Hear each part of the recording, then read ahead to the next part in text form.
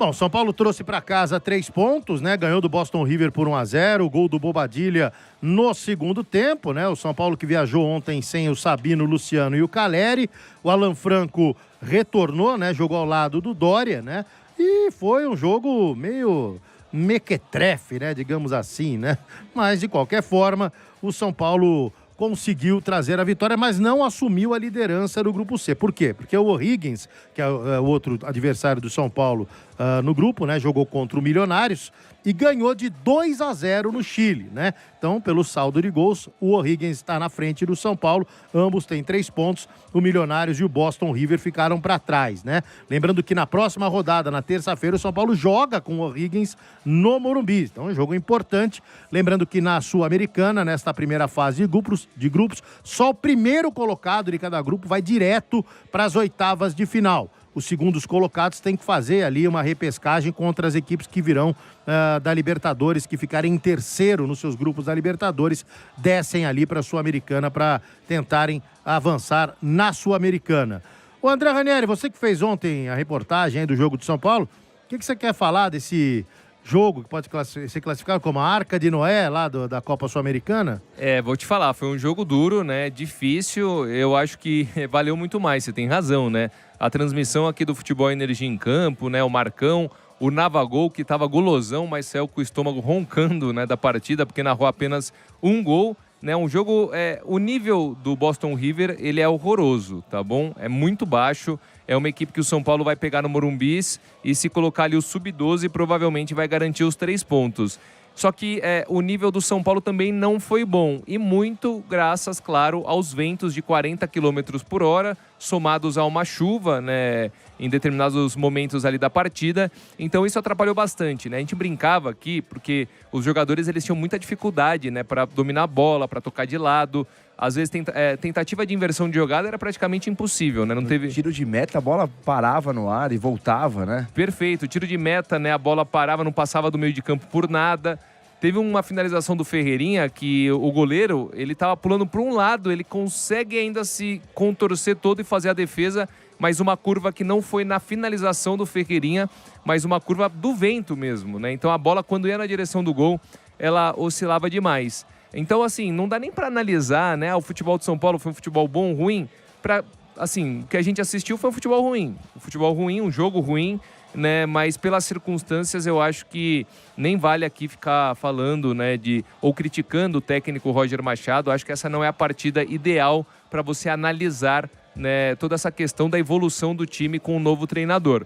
Eu acho que dá para destacar 2 jogadores apenas, né, do São Paulo, que o primeiro deles, o Ferreirinha, fez mais um bom jogo. Ele teve 2 ótimas oportunidades, né? Naquela jogada característica dele de puxar para a perna direita e finalizar. Nas 2 ele quase marcou, né?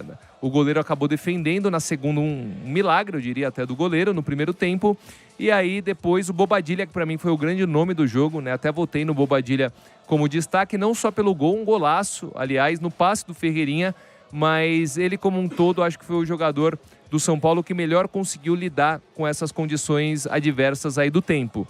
E uma vitória de 1-0 que é importante para o Roger, que está começando ali, já faz 2 vitórias seguidas, 3 jogos sem perder. Ele também dá um pouco de espaço para jogadores jovens, então entram o TT, né? O TT entrou bem também. Muito bem. Se tivesse que escolher um terceiro jogador aí como destaque, Danilão, no top 3, o TT, ele entra com muita personalidade, mesmo atrapalhado muitas vezes pelo vento, ele consegue ir lá dar um trabalho lascado para a defesa do Boston River. E o Pedro Ferreira também, ele entra já mais apagado que o TT, mas você vê, né? Eu já falei isso aqui no tempo de jogo, que o Pedro Ferreira, ele tem sim um toque refinado na bola. Então, se ele for bem trabalhado, se não subir a cabeça, ele tem uma margem de crescimento enorme e foi elogiado tanto o TT quanto o Pedro Ferreira, muito elogiados aí pelo técnico Roger Machado depois do jogo. Tem um pessoal aqui no chat já falando, né, que a gente vai culpar o vento pelo mau futebol. Rapaz, quem não viu o jogo não consegue avaliar mesmo, né? Foi um negócio absurdo. Eu nunca tinha visto, não me lembro de ter visto um jogo com uma ventania tão forte, uma chuva atrapalhando tanto os jogadores. Como o Ranieri falou, foi demais mesmo. Mas eu queria só destacar o TT mesmo, que quando entrou bem ali, tentando jogadas individuais, promete ser um grande jogador para esse time do São Paulo, uma ótima opção que o Roger Machado tem para jogar daquele lado ali no lugar do Ferreirinha. Foi muito bem. E o Cauli que ainda não demonstrou, né, mano? O Cauli tá patinando no São Paulo. Ontem patinou mesmo, né? Porque o jogo estava muito difícil de jogar, mas o Cauli ainda não está entregando muita coisa nesse time do São Paulo, tá devendo um pouquinho. Mas quando você pensa em Copas e dá prioridade também a essas Copas, não só a Sul-Americana quanto a Copa do Brasil, você tem que pensar que mesmo numa adversidade climática, com diversos desfalques, você tem que pensar que você fez 3 pontos. Mesmo com toda a dificuldade, o que vale é o resultado, e ainda mais num campeonato que só passa um para a próxima fase. Então você vai lá, você deve pensar também... Só passa um direto. Passar um direto. Segundo ainda tem a chance de passar. Mas aí você tem uma dificuldade a mais. Se você puder passar direto, como o primeiro do grupo, é melhor. E o primeiro ainda pula duas rodadas, né? Ainda folga em 2 rodadas ali. Você sai daquele playoff, né? Você já vai direto para as oitavas de final. Então, com um jogo que você tem essa dificuldade pelo clima e pelos desfalques, vale pelos 3 pontos, né? E também a oportunidade que nós citamos ontem, que as Copas podem trazer aí opções para um campeonato brasileiro. Vocês falaram do TT, falaram do Pedro Ferreira, ele explicou também, o Roger Machado, por que o Mike não está sendo relacionado, falando de intensidade nos treinamentos, que a gente não consegue acompanhar mais. Então, às vezes, nas entrelinhas, a gente acaba tendo do próprio comandante, do próprio treinador, algumas respostas. E quando ele fala do Mike, da falta de intensidade, é claro que é muito também pela idade, mas era um cara que estava bem. Aí chega o Lucas Ramon, tira um pouco do brilho, mas mesmo assim ele é uma opção muito valiosa. Mas agora nessa aposta pelo Cédric Soares, que eu não me entendo por que ainda, né? Mas deve, nessa questão dos pontas, ainda querer um lateral mais defensivo, um cara um pouco mais com cautela, ele deve escolher o Cédric Soares. Mas nas entrelinhas dá pra gente analisar muita coisa também. E o Cédric, assim, não foi mal, tá? Fez uma partida protocolar. Agora, jogadores que para mim foram mal, o Dória, e levando em consideração essa questão do vento, o Spencer até brinca aqui, fala, sinceramente, tem uns caras que andam com ventilador embutido, então, como o Cauli e o Dória, né? Eu até brinquei ontem na transmissão que acho que contrataram a versão Dória com 40 quilômetros de vento, que veio junto, né, acompanhado. Porque na partida contra o Cruzeiro ele teve muita dificuldade, o Arroio que o diga, né, que entortou a coluna do Dória, o Dória teve que ir no quiroprata depois para corrigir. Agora, 3 jogadores para mim é muito abaixo, mesmo nessas condições dá para afirmar. E eu concordo com o Danilão. O Cauli, o primeiro deles, até agora não mostrou por que veio. O Dória, para mim, o segundo também. Você pega o Rafael Tolói, que é um cara contestado pelo torcedor, tá num nível muito maior que o Dória. Pra você ver o nível que tá o Dória nesse momento. E também o André Silva, que volta daquela lesão, etc., mas que demonstrou muita dificuldade nas chances que ele teve. Foi o segundo jogo como titular na temporada. Primeiro contra o Atlético Mineiro na Arena MRV.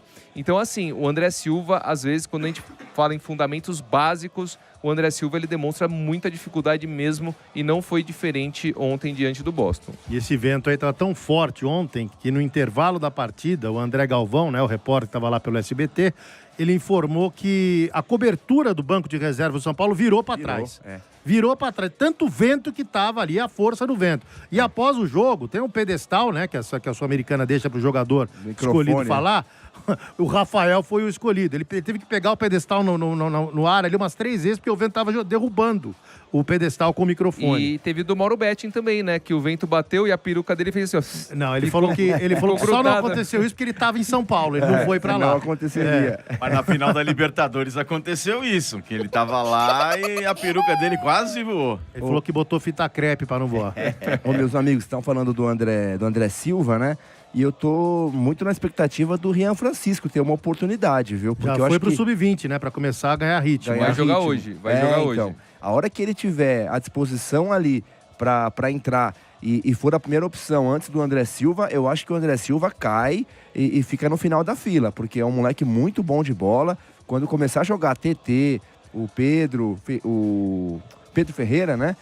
E o próprio Rian Francisco. O Bob, ele chamou de Bob o Pedro Ferreira. Alguém entendeu isso aí? Eu não entendi. Deve ser algum apelido interno. Na hora que ele falou Bob, eu falei, ué, mas de quem que ele tá falando? Aí eu fui buscar a escalação e tudo, que Bob é o Pedro Ferreira. Deve ser alguma piada interna lá. Se os moleques começarem a jogar com mais minutagem aí, eles vão ganhar espaço nesse time do Roger. Bom, falando no Roger, ele falou lá, né, depois do jogo, obviamente, destacou, né, a vitória do São Paulo, claro, e falou também das dificuldades, né, do clima, que mesmo com um clima adverso, o time foi competitivo. Vamos ouvir o Roger. Um jogo, né, em circunstâncias, né, diferentes, né, com muita chuva, muito vento, né, um estádio vazio, né, que, né, poderia induzir a um relaxamento da equipe, mas viu uma equipe sólida, né, que conseguiu, mesmo com pouco entrosamento de jogo, né, com muito entrosamento de treino, mas pouco de jogo, fazer um jogo seguro, né, controlar o adversário e vencer fora de casa numa estreia importante. Algumas coisas muito importantes eu pude perceber, algumas avaliações também, que elas são importantes para o decorrer da temporada e essa sequência que a gente tem até a parada. É uma competição importante, sim, né? Toda competição que um clube como São Paulo entra, é importante sempre pensar em vencer.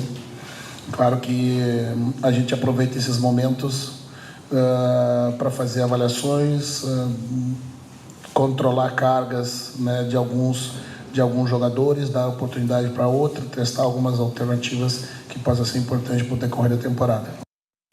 Eu tô achando que o Bob é o Bob Charlton do Hendrick, que quando ele chega, lembra que dá aquela declaração, quais são os seus ídolos? Então eu acho que tem a ver com isso, porque o Ancelotti não chama o Hendrick de Hendrick, chama de Bob, e no Real Madrid só chamavam ele de Bob. Não sei se no Lyon então, é assim também. Aqui no chat, o pessoal tá falando que é porque ele imita o Bob Esponja. Ah, porque ele imita o Bob Esponja. Entendi. E aí o pessoal lá chama ele de Bob. Exato. Pode ser, porque eu tô te falando, é alguma coisa interna. Eu pensei no Fantástico Mundo de Bob, se ele parecia. Introspectivo, vive no mundo dele, né? Pode ser também. E o Guilherme lembrou aqui do Danielzinho, que também não foi bem ontem. O Danielzinho. Muito passe pra trás. Muito passe pra trás, toda hora voltando o jogo. Não sei se ele deu uma desanimada, né, com a chegada do Roger aí. Perdeu um pouquinho de espaço, talvez, mas o Danielzinho também não foi bem. Jogo, Danilão, porque antes tinham aqueles 3 jogadores móveis ali e ele tinha uma intensidade, né? E agora com os pontas, não sei se ele tá sentindo um pouco essa nova postura tática da equipe, né? O problema dele nem é a intensidade. Ontem foi a objetividade, porque ele pegou bolas que ele poderia fazer a tal da transição, né? Que os modernos chamam aí, né? Ligar o contra-ataque e jogar pra trás. Ele preferia jogar de lado e pra trás. De lado e pra trás. Ontem ele fez o jogo Siri. É só pro lado e pra trás. Mas isso provavelmente tá ligado justamente à confiança, né? Porque às vezes ele fala assim, pô, perdi a titularidade. Eu não vou tentar nada de melhor eu não errar, porque se eu erro, aí eu vou pro fim da fila mesmo, aí eu me lasco. Então eu senti, assim, alguma insegurança em determinados momentos do Danielzinho. Sentido, quando ele chega muito confiante no São Paulo. Sim. Chega com moral, entendeu? Logo nas primeiras partidas já assume a titularidade, jogando bem.